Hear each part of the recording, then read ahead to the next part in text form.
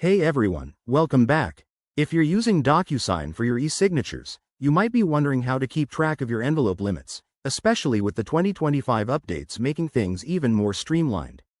Today, I'm going to walk you through a simple, step-by-step guide on how to see how many envelopes you have left.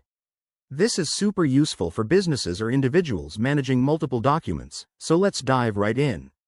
First things first, make sure you're logged into your DocuSign account.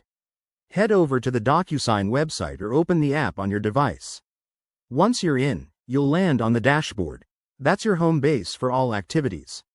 Next, look for the Envelopes section, usually found on the left-hand sidebar or at the top menu.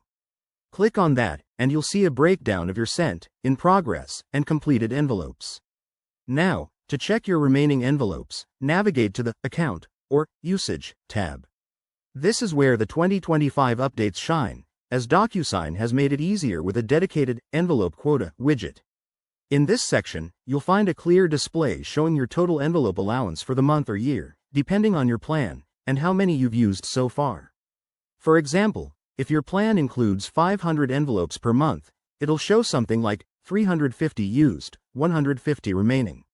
If you don't see this right away, double-check your account settings or look for the Billing page, as quotas are often tied to your subscription details. A quick tip: if you're on a free trial or basic plan, your limits might be lower, so keep an eye on this to avoid surprises.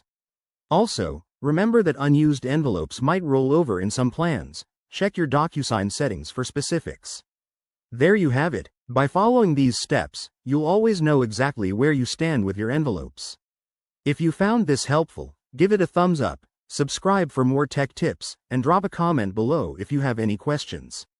Thanks for watching, and I'll see you in the next video.